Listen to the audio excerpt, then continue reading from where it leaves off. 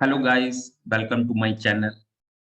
इस सेशन में हम जानेंगे आपके कौन-कौन से फाइनेंशियल गोल्स हैं, आप उनको किन कैटेगरी में डिवाइड कर सकते हो। फाइनेंशियल लिटरेसी का ये सेकंड मोस्ट इम्पोर्टेंट एस्पेक्ट है एंड पहले पार्ट में हमने देखा था सेविंग और इन्वेस्टमेंट में क्या डिफरेंस है। इस एपिसोड में, इस वीडियो में you will come to know what are your financial goals and how you categorize your financial goals into different categories. So let's move to my mind map. Financial literacy के first chapter में हमने किया था saving और investments में क्या difference है, what are savings and what are investments.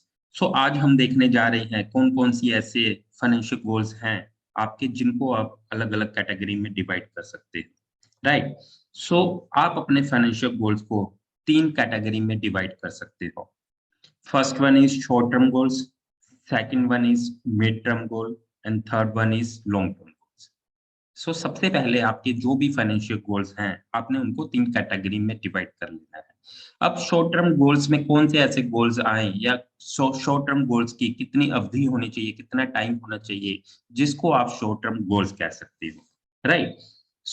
कोई भी ऐसा गोल जिसको पूरा होने में 1 दिन से लेके 3 साल का टाइम पड़ा है, उसको आप शॉर्ट टर्म कैटेगरी की फाइनेंशियल गोल्स में काउंट करोगे।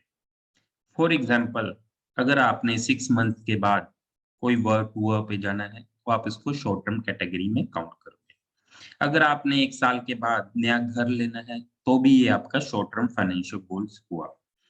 और अगर 3 साल के बाद आपके बच्चे की हायर एजुकेशन शुरू होने वाली है, आपके बच्चे की मैरिज होने वाली है, तो कोई भी ऐसा फाइनेंशियल गोल जिसको पूरा होने में 1 दिन से लेके 3 साल का टाइम पड़ा है, उसको आप शॉर्ट टर्म कैटेगरी में डिवाइड करोगे, right. Same like mid term गोल, कोई भी ऐसा गोल जिसको पूरा होने में 3 साल से 5 साल का टाइम पड़ा है, उसको आप मिड टर्म गोल की कैटेगरी में डिवाइड करोगे। गोल सेम भी हो सकते हैं। सेम गोल को अगर हम लगाए, मान लीजिए आपने 5 साल के बाद घर लेना है, तो आप इसको मिड टर्म गोल्स में काउंट करोगे। अगर आपने 3 साल के बाद वर्क टूर पे जाना है, तो वो आपका मिड टर्म फाइनेंशियल गोल हुआ। अगर 5 साल के बाद आपके बच्चे की हायर एजुकेशन शुरू होने वाली है, तो भी वो आपका मिड टर्म गोल हुआ। अगर आप 5 साल के बाद आप रिटायर होने वाले हो, तो भी वो आपका मिड टर्म गोल हुआ। सो गोल के नाम से नहीं पता चलता है कि वो शॉर्ट टर्म गोल है, मिड टर्म गोल है या लॉन्ग टर्म गोल है। गोल की अवधि से, गोल को पूरा होने में कितना टाइम पड़ा है, उससे आपको पता चलेगा whether it is short term goal, whether it is long term goal और whether it is mid term goal, right. कोई भी ऐसा गोल जिसको पूरा होने में 5 साल से ज़्यादा का टाइम पड़ा है, उसको आप लॉन्ग टर्म कैटेगरी में कैटर करोगे, राइट। गोल फिर सेम हो सकते हैं। मान लीजिए आपके बच्चे की मैरिज होने में 10 साल पड़े हैं, तो आप उसको लॉन्ग टर्म कैटेगरी में डिवाइड करोगे। बच्चों की एजुकेशन, हायर एजुकेशन के लिए 10 साल पड़े हैं, आप उसको लॉन्ग टर्म कैटेगरी में डिवाइड करोगे। आपकी रिटायरमेंट में अभी 20 साल पड़े हैं, तो आप उसको लॉन्ग टर्म कैटेगरी में डिवाइड करोगे। अगर आपने 10 साल बाद घर लेना है, तो it is also your long term financial goal. अगर 7 साल के बाद आपने नई गाड़ी लेनी है, आपने वर्क टूर पे जाना है, it will come under your long term financial goal. Again, goal same हो सकते हैं, गोल के नाम सेम हो सकते हैं, पर उसकी कैटेगरी आपको according to your goal, according to your time period आपने डिसाइड करनी है। एक गोल मेरे लिए शॉर्ट टर्म गोल भी हो सकता है और किसी के लिए वही गोल लॉन्ग टर्म गोल भी हो सकता है। इस वीडियो में आपने देखा आपके कौन-कौन से ऐसे फाइनेंशियल गोल हैं जिनको आप short term, mid term and long term category में डिवाइड कर सकते हो। सो इस वीडियो के कमेंट में आप मुझे टाइप करके कमेंट कीजिए कि आपके कौन-कौन से ऐसे शॉर्ट टर्म गोल्स हैं, कौन-कौन से आपके मिड टर्म गोल्स हैं और कौन-कौन से आपके लॉन्ग टर्म गोल्स हैं। दैट मुझे पता लगे कि आपने इस वीडियो से कुछ ना कुछ लर्न किया है। मुझे पता लगे इस वीडियो से आपको कुछ ना कुछ वैल्यू एडिशन हुआ है। Because if you will not to categorize your financial goal, then you will not be able to invest in different asset class, right?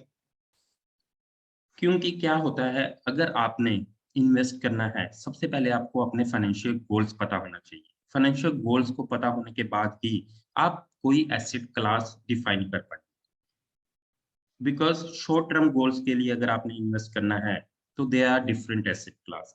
अगर मिड टर्म गोल्स के लिए आपने इन्वेस्ट करना है, they are different asset class. And अगर आपने long term के लिए इन्वेस्ट करना है, so there are different asset class. Okay, financial goals are the destination and the asset classes are the vehicle only. If you don't know where you want to go, then how you will decide which vehicle you have to choose? मान लीजिए आप दिल्ली में रहते हो और आपने दिल्ली से मुंबई जाना है, राइट? तो आपको पता है आपने दिल्ली से मुंबई जाना है, that is your goal. But मान लीजिए आप दिल्ली रहते हो और आप रेलवे स्टेशन पे चले गए और टिकट के काउंटर पर आप उनसे टिकट मांग रहे हो, भी मुझे कोई भी टिकट दे दीजिए। सो आपको व्हीकल तो पता है, आपने रेलवे स्टेशन पर ट्रेन के थ्रू आपने जाना है, पर आपको ये नहीं पता आपने कहाँ जाना है। तो most of the Indian people who are financially illiterate, they decide vehicle first, they don't know where to go. So मैं चाहता हूँ मेरी ऑडियंस, मेरे स्टूडेंट ऐसी गलती ना करें। That's why I am here to give you knowledge about financial literacy. So सबसे पहले आपको सेविंग और इन्वेस्टमेंट का डिफरेंस पता होना चाहिए। उसके बाद आपको पता होना चाहिए आपके फाइनेंशियल गोल्स कौन से हैं, फाइनेंशियल गोल्स को कैसे आप कैटेगराइज कर सकते हो। After that, in the next session, in the next video, I'll going to tell you in which asset class you have to invest for different category of your financial goals. Short term goals के लिए कौन सी ऐसी asset class है जहां पे आपको invest करना चाहिए, मिड टर्म फाइनेंशियल गोल्स के लिए कौन सी एसेट क्लास में आपको इन्वेस्ट करना चाहिए, और लॉन्ग टर्म फाइनेंशियल गोल्स के लिए आपको कौन सी एसेट क्लास में इन्वेस्ट करना चाहिए। सो आई होप आपका आज के सेशन में कुछ ना कुछ वैल्यू एडिशन जरूर हुआ होगा। Thank you so much for watching me. Please comment, please write in the comment box what you have gained today. Thank you so much.